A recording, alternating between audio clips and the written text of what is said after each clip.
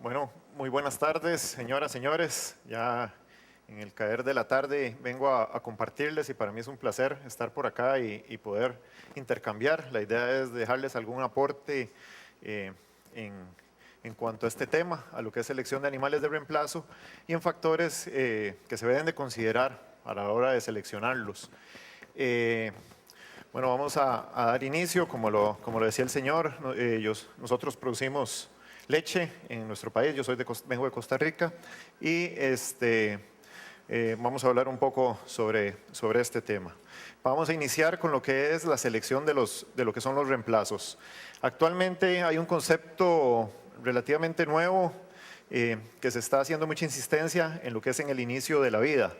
Y esto no quiere decir otra cosa más que el inicio de la vida determina el rendimiento futuro. Es un concepto bastante importante porque aplica para todas las especies, no solo para los bovinos de leche ni de carne, sino que en general en todas las especies. El concepto en sí es que como se inicia la vida y como nosotros podemos iniciar con la crianza de nuestros reemplazos desde el momento de su nacimiento, y lo saben bien ustedes cuando han visto las charlas de la nutrición, como lo que es el calostro, las leches al inicio y luego el desarrollo del rumen, así va a ser su rendimiento y su productividad en el futuro. Como les decía, eso es tan importante que podemos usar el ejemplo de las abejas, de las colmenas. Yo no soy experto, no sé si alguno de ustedes tiene amplia experiencia en esto, pero la abeja reina tiene un desarrollo superior a las obreras, y esto se debe a que ella, a varios asuntos. Ella se alimenta de una jalea real que es 10 veces más concentrada. Esto le permite desarrollarse el doble de lo que se desarrolla una abeja obrera, como les decía, y esto va a permitirle a ella vivir hasta 3 años, mientras que las obreras lo que viven son 2 meses. Ellas tienen el mismo paquete genético y por eso es una analogía igual para lo que nosotros queremos llegar, que es al desarrollo de nuestros reemplazos y la selección de nuestros reemplazos.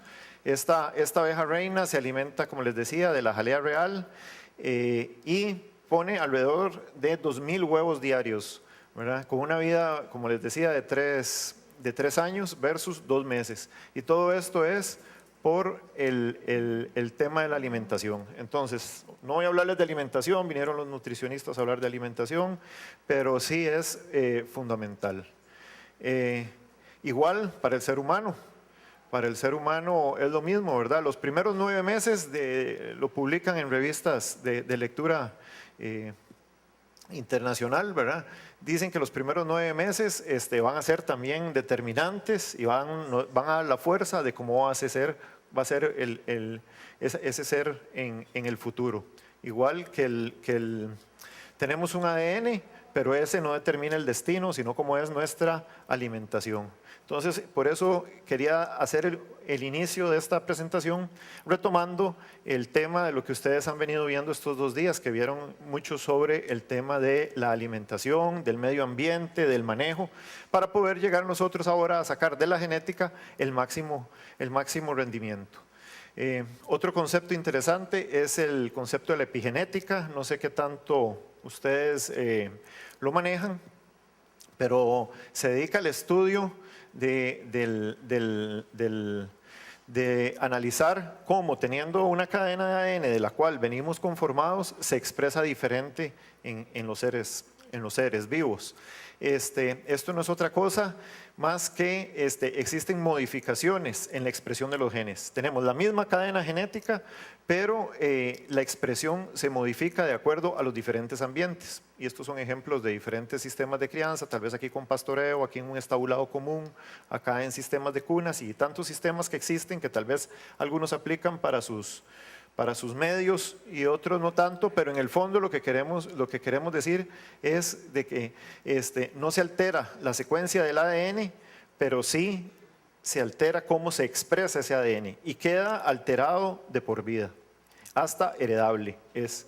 Entonces, hace unos años, cuando vino el boom de la clonación, cuando empezaron a hacer las clonaciones y las particiones de cigotos ya fecundados para duplicarlos, fenotípicamente son idénticos, pero su expresión genética y su heredabilidad, en el caso, digamos, en el caso de los padrotes, fueron diferentes los resultados. Entonces, para los que han analizado pruebas genéticas de toros, se dio el caso de dos que eran completamente idénticos, los fragmentaron, fenotípicamente iguales, los mismos colores, las mismas pintas, la misma estructura. Ellos crecen, hacen el proceso de reproducción, colectan el semen, lo distribuyen a lo largo de todo el país, en el país de investigación en los Estados Unidos, y el resultado es de que un toro lideró en la élite de las pruebas genéticas y otro, el hermano completo, los resultados fueron cada vez para abajo. Como ellos tienen al inicio de la prueba proyecciones estimadas, iban más o menos juntos, y al paso de 2 años, cuando ya alcanzaron las 1000 hijas, el toro A, digámoslo así, se ranqueó entre los 10 o 20 primeros en el ranking genético de la raza Holstein, y el hermano anduvo por el puesto 300. Entonces, genéticamente idénticos con bloqueos en su secuencia del ADN. Como les decía, son características heredables y el tema va por la influencia del medio ambiente. Desde el origen, desde la madre que fue receptora, cómo vivió ella, si tuvo algún estrés. Entonces, genéticamente igual, pero uno debería pensar que ese material genético lo podemos transmitir y se va a copiar exactamente, y no se copió con exactitud. Se copió genéticamente, ¿verdad? Pero no se manifestó de forma igual. Entonces, para cerrar este tema, hablamos de que los factores que intervienen para tener una adecuada productividad, vieron asuntos del medio ambiente, incluso el tema ahora del agua. Tenemos un medio ambiente común para todo nuestro hato.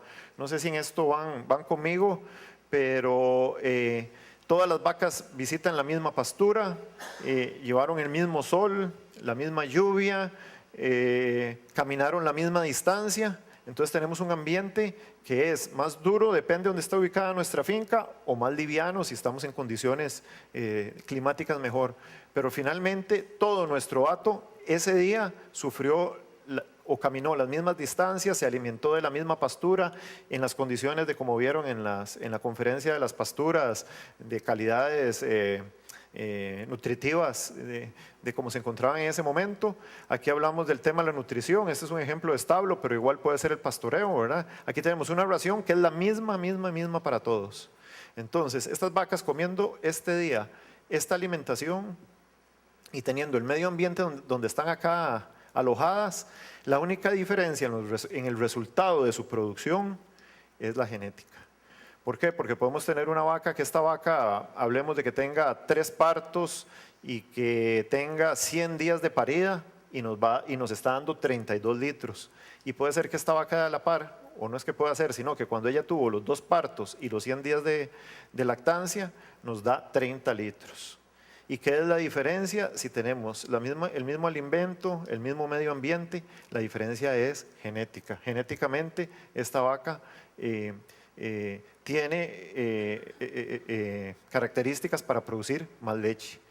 Y así para todas las demás características, para características de salud, de composición de la leche, de grasa, de proteína, de células somáticas, de todos los indicadores que se puedan medir. Por eso entonces ya ahora esta conferencia se va a centrar en el tema genética, partiendo de que tenemos muy diferentes medios ambientes, tenemos diferente nutrición, pero vamos a ver cómo debemos o qué se debe hacer para hacer una selección genética adecuada. Entonces vamos a intentar, no sé si la charla no es muy larga y quería hacer un ejercicio, a ver si nos si nos activa un poco porque ya el segundo día y la hora es un poco pesada. Entonces vamos a hacer si así podemos interactuar con un ejercicio un poquito dinámico.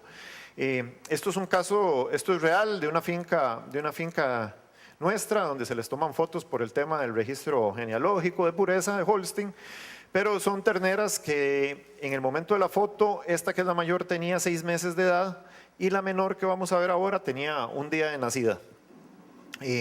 Ahí fueron fotografiadas, estas fotos se tomaron en el año 2013, ellas nacieron todas entre febrero y agosto del 2013 y tenemos aquí el grupo de terneras. Yo no sé si se atreven a apreciarlas una a una para intentar hacer una selección y escoger, o alguien dice a mí me gusta más, este es el número de arete, el 809, 810, 811, 12, 13, 15. Aquí tenemos otras que es 816, 17, 18, 819, 20, 21, 22, 23, 24, 25 y 26. De todas ellas, si fueran nuestras y tenemos una, hagamos de que es nuestra lechería y tenemos que vender la mitad y tenemos que dejarnos la mitad, ¿cuáles elijo para dejarme? O a la inversa, voy a ir a comprar unos reemplazos. ¿Por cuál apostaría yo a comprar pensando en que me va a dar lo que ando buscando? Producción, mejoramiento en diferente calidad. Entonces no sé si alguien por ahí dice, a mí me gusta, a usted le gusta la 815. Esta ternera está bastante bien, muy interesante. Vamos a acordarnos, la 815 es una de las seleccionada por el Señor. Voy a pasar y tal vez por aquí hay otro grupo.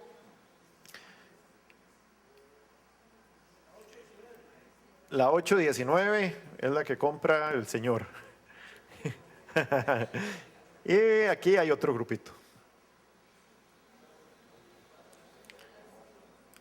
¿Alguien que le llame la atención a alguna de estas? La 823, ¿quién dijo? Ok, el Señor. Y la 824. Bueno, ustedes las van a memorizar y las vamos a ir a buscar. Estas terneras, como les comentaba, nacieron en el primer semestre del año 2013. Hoy en día, ellas son vacas que están terminando la segunda lactancia. En general, todas están en segunda lactancia. Yo lo que hice fue un cuadro de sus producciones en primera lactancia, que todas ya la cerraron. Aquí están los números de las vacas, bueno, como lo ven todas en primera lactancia, la fecha en que parieron, ¿verdad? Alguna parió de 24, digamos, de 25 meses y otras parieron de 26, 27 meses. Esta es la producción que dieron en la primera lactancia, los días que produjeron leche, el promedio de su producción, la grasa que se les mide mensualmente y se saca el promedio de grasa que produce cada una de ellas, la proteína, los sólidos. Bueno, esto es un valor que da un sistema que se llama BAM, un valor relativo, y los kilos de sólidos totales. Entonces, si las ordenamos por producción, un señor dijo que compraba la 823. La 823 realmente en el primer parto dio 10.757 kilos de leche. Fue la novilla que más leche produjo. Lo hizo en 357 días, ahí fue su fecha de secado, ¿verdad? Entonces vemos la cantidad de leche que ella dio. El señor que escogió el 815, una ternera que se veía preciosa, produjo 6.111 kilogramos de leche y fue la penúltima en cantidad de leche. Sí. Perdonen, aquí me equivoqué un momento porque esta columna es la que está ordenada de mayor a menor, es la del promedio, ¿verdad? Pero igual vamos, la 823 que produjo ciertamente los 10.700, tuvo un promedio de 30.1 kilos en el primer parto, en estos 357 días. Me explico, esto nos lleva a esta cantidad de leche. La 815 tuvo un promedio de 19.4 kilos por día en 315 días y produjo 6.111 kilogramos, ¿verdad? Entonces, esto nos dice mucho y yo siento que ya ustedes lo están logrando hacer sus análisis. ¿Sí, señor?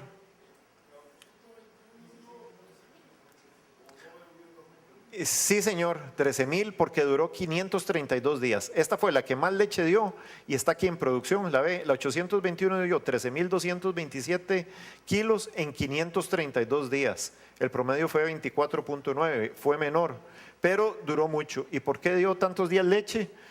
Porque reproductivamente tuvo problemas de preñez y siguió dando leche. Otra de la que duró 301 día fue porque se preñó en el tiempo deseado, ¿verdad? Entonces vemos la variabilidad de datos de acuerdo al aporte de cada uno de estos animales. Y a lo que yo quería llegar, y que tal vez ya vamos sacando una conclusión importante, es de que el animal en sí, que esta ternera fue en este momento una de las terneras más bonitas, no nos dio el resultado que esperábamos. Habría que analizar la historia a fondo, y yo que la conozco no tuvo ningún asunto, complicaciones de enfermedad, de distocia o de algún problema que la llevara a no producir tanto, pero genéticamente, fenotípicamente muy buena, pero genéticamente no tenía esa capacidad de producir. Entonces vamos a comprar o vemos nuestros hatos y vemos nuestras novillas, las vemos muy bonitas y eso nos enorgullece si las alimentamos bien, eso nos va a llevar a mejores resultados. Como lo vimos ahora, los primeros meses determinan. Entonces, si las criamos bien, vamos a tener buenos resultados. No está mal que una novilla de primer parto nos diera 6,600 kilos de leche, ¿verdad? Pero hubo otra, la 823, que para mí no le veo gran detalle, que fue la que más leche aportó, ¿verdad? Entonces, igual aquí, así como ordenamos el promedio de producción, vemos que no es la misma la que dio más cantidad de leche, como lo preguntaba el señor. La 821 fue la que dio 13,000 kilos, la 823 efectivamente dio 10,000 kilos, y así en descendencia hasta 6,111, la 815, que fue la que menos leche nos dio. Igual podemos hacer análisis para lo que son los sólidos. La leche con más componentes fue la de la 824, que la escogió la señora, ¿verdad? Entonces, otra característica diferente, si el pago de la leche es por sólidos o yo lo que tengo es una industria y tengo una quesera, por ejemplo, 13,06 de sólidos comparados con 11,50 o 40 o 80, es mucha la diferencia, el porcentaje en sólidos, y el rendimiento para industrializar esa leche, para hacer subproductos, para queso, por ejemplo, sería mucho mayor con una proteína de casi 3,3 y con una grasa de 4,4, ¿verdad? Entonces, depende nuestro objetivo de producción, así debemos de hacer nuestra selección genética. Entonces, ¿cuál es la conclusión? A mí me llamó la atención cuando vine el año pasado, y me dijeron que si podía ayudarles con una presentación acá para selección de reemplazos. Y me dicen, pero para desarrollar la habilidad de cómo escoger mis reemplazos. Y una de las conclusiones que yo les manifiesto acá es de que no hay otra que con información, con la información de las madres, de las vacas que tenemos. Que queremos, mire, que no, que el ojo, que el toro, que... Sí, pero al final son los datos. Si yo tengo un proceso de selección para sólidos, pues enfoco en que estas vacas sean las madres de mis futuros reemplazos. Si yo quiero leche, pues entonces las vacas más altas productoras son las que van a ser las madres de mis futuros reemplazos. Y así por consiguiente, para nuestros objetivos de crianza. Entonces, quería también dejarles un mensaje importante con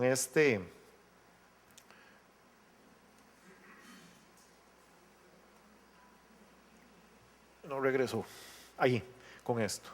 A ustedes y a nosotros como ganaderos y asesores nos ocupan los 365 días del año trabajar con el medio ambiente, que si estamos en verano, que si llueve, que caminos, que cercas, que la pastura, que si tenemos más que el concentrado.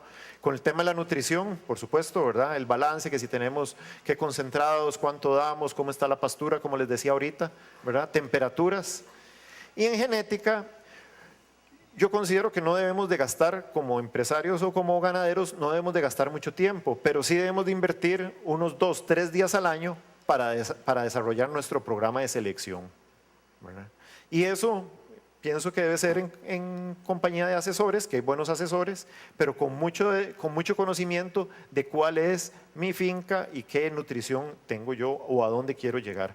¿Y por qué es tan determinante? Porque como les decía por acá, estas terneras nacieron en el 2013. Hoy, en el 2017, están en segunda lactancia, están dando más leche que la que mostramos acá, ¿verdad? Pero fue una inversión hecha hace 6 años, porque el año que estuvieron en gestación, más los 2 años y más para desarrollarse, para venir 4 o 5 años después a expresar toda esa inversión. Entonces yo lo que quiero también es hacer conciencia de que debemos de sacar el tiempo y definir muy claramente y ojalá con números y no al antojo de cómo debe ser esa selección de ese programa, de esas vacas que voy a tener. Y empieza, yo sé que para muchos de ustedes, por las condiciones climáticas, desde la definición de las razas. Y les digo porque lo veo en mi país y lo veo y ganaderos que no definen que no, que la moda es hacer 3 cruces, que ahora vino la raza tal, y vienen razas todo el tiempo. ¿Y cuáles son las razas o la raza que debo de trabajar en mi finca y cómo la voy a trabajar? Y después de la raza tengo que escoger cuáles van a ser los toros que voy a utilizar en mi finca.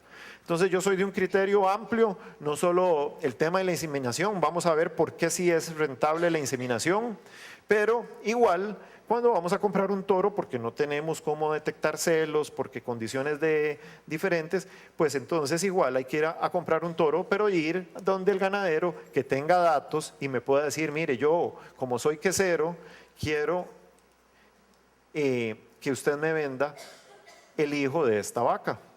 O como a mí me pagan la leche por volumen y tengo condiciones alimenticias muy buenas y mis vacas producen muchos días, pues véndame la que produjo más o la que tiene más alto promedio y a la vez hija de qué toro y quiero que sean sanas y que tenga buenos índices reproductivos, porque si compro el hijo de la vaca que costó mucho preñar, eso se hereda también y vamos a tener un problema luego de vacas muy buenas pero con baja fertilidad acumulado. Y como les decía, la genética se acumula, la genética es acumulativa. Entonces, si tenemos 3 generaciones de vacas con problemas reproductivos, pues eso lo estamos acumulando en nuestro hato. Igual células somáticas, igual tantas características que se evalúan. Bueno, entonces esos eran uno de los puntos. Esta es una realidad también. Nosotros tenemos un hato lechero, como vieron, que era de Holstein puro. Cuando llegaron las primeras pajillas Gyr o que se importaron a nuestro país, pues hicimos me dieron una cantidad, 10 pajillas de un toro, de un solo toro que venía de Brasil, y lo usé en 3 novillas. Esas 3 novillas curiosamente eran hijas del mismo toro con lógicamente diferentes vacas. Al usar el mismo toro tenemos aquí el 50% de un ancestro común. Las vacas al venir las 3 de un mismo toro nos están aportando un 25%. Quiere decir que estos toros vienen en común de un 75% y un 25% de otra genética, digámoslo así, de abuelas distintas. No sé si me doy a entender. Este fue el resultado. Uno salió con pintas, otro salió más negro y otro salió blanco. La diferencia entre ellos no pasó de 2 meses de nacidos. Tal vez no tuvieron pésima crianza, pero no tampoco la mejor, y luego convivieron juntos los 3, y ustedes saben el comportamiento de los machos, pero este es el resultado. Y esto es real. Los 3 son hijos del mismo toro, ¿verdad? Uno blanco, uno manchado y uno negro. Esto es fenotipo. Y no sabemos genéticamente cómo son los aportes. Si las de él van a ser mejores en producción de leche o en resistencia, o las de él.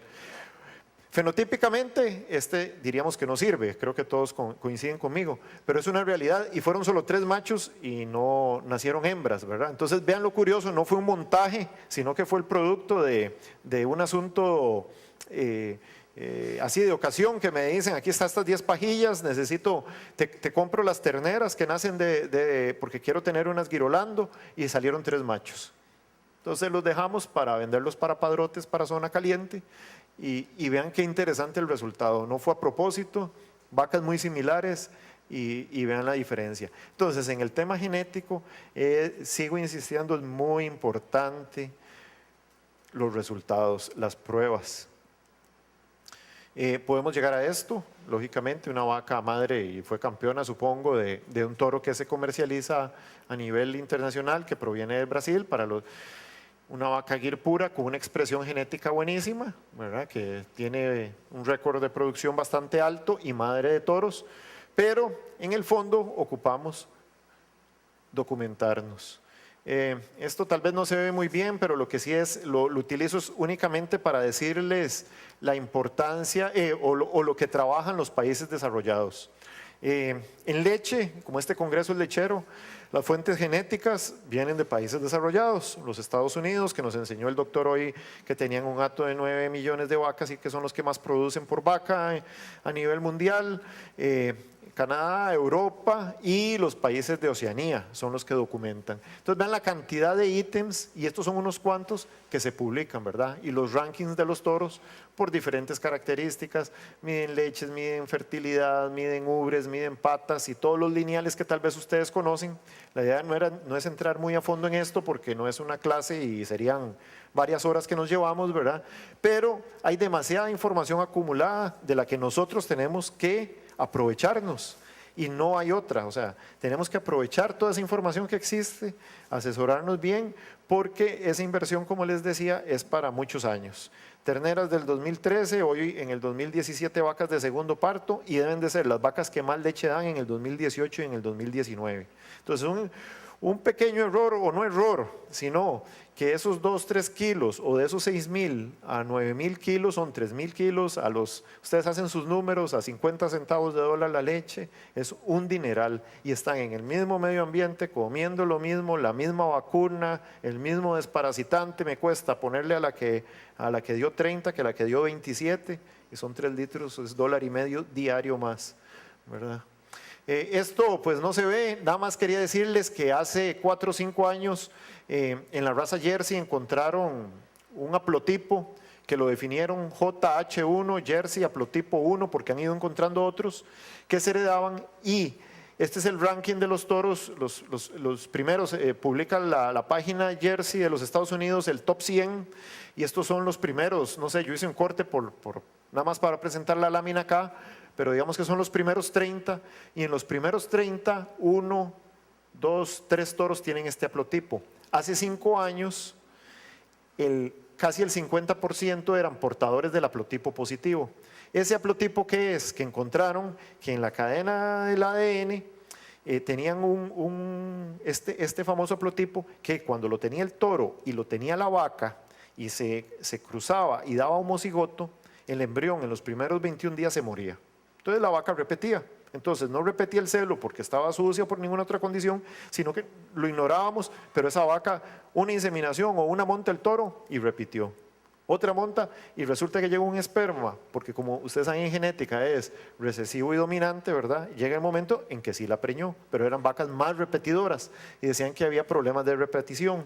En este momento, como les digo, en el ranking de los mejores toros hay 3 con haplotipo. Hace 5 años estaban el 50% de los toros positivos. Por medio de selección genética los van filtrando, digamos, ya no van dejando toros positivos, y nuestras vacas, al ser hijas de toros negativos, vamos limpiando esas características como otras tantas que existen, ¿verdad? Entonces, de las conclusiones, los países desarrollados hacen la selección y nosotros tenemos que aprovecharnos de eso. No es que 100% debemos de usar la inseminación artificial, pero si vamos a comprar toros debemos de saber por lo menos de qué toros son hijos. Ojalá vengan de fincas que utilicen la inseminación, porque es tanta las características que se seleccionan simultáneamente que todos estos ítems, para estar en el primer lugar, tienen que ser positivo en casi la mayoría de todos estos ítems, ¿verdad? Y nosotros tener mucha claridad en qué queremos filtrar fuertemente. Si tengo una necesidad de leche, pues bueno, voy por la característica de la leche. Si tengo una necesidad un problema de mastitis serio, pues a usar toros más bajos en células somáticas. Y no va a ser solo en células somáticas, sino que empezamos a pedir, quiero toro bajo en células somáticas, alto en leche, con ubres buenas, con patas buenas, y el filtro se va reduciendo, pero al final logramos el objetivo. Tal vez tenemos que pagar un poco más, pero se compensa, se compensa. Hay una tabla que dice que una regla básica es que ocupamos 4 pajillas de inseminación para sacar una ternera en la inseminación tradicional. ¿Por qué? Porque hay un promedio de 2 inseminaciones por preñar una vaca, y uno es macho y otro es hembra, con semen convencional. Si hablamos que por 4 una, invertimos una pajilla promedio, no sé cuánto pueden ser acá el precio, pero pongámosle en $20, no sé si estoy muy equivocado, estamos invirtiendo estamos invirtiendo $80 por sacar una ternera. Y 1 litro de leche en 300 días, son 300 litros, son $1,500 contra 80. Es la inversión como a la hora que tomamos de cuál es el carro que nos sirve o a la hora que tomamos decisiones de costo-beneficio, ¿verdad? Entonces, pues yo los insto a que siempre trabajen por un mejoramiento. Es el 30% de su producción, es la genética que ustedes tienen, la pueden definir en pocos días, pero deben de darle la importancia y sí, a seguir diariamente trabajando en nutrición y trabajando la finca. Programas, esto es una pantalla nada más de software que existen para parear vacas. Entonces, si usted tiene el número de la vaca, quién es su padre, su abuelo, bisabuelo, mete esa información en un software y el software inmediatamente le genera cuáles son los toros recomendados a utilizar en su finca. Y uno pone las características y el progreso y el mejoramiento genético es exponencial. Y lo tenemos a la mano a nivel mundial, ¿verdad? Es parte de lo que tenemos que aprovechar de diferentes países, como les digo, de Nueva Zelanda, de Europa, de los Estados Unidos.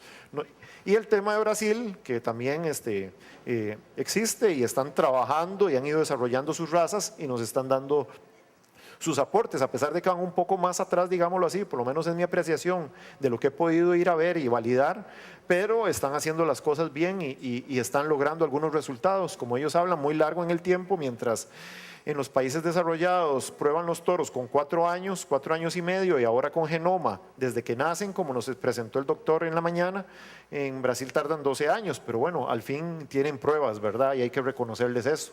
Y razas más adaptadas al trópico.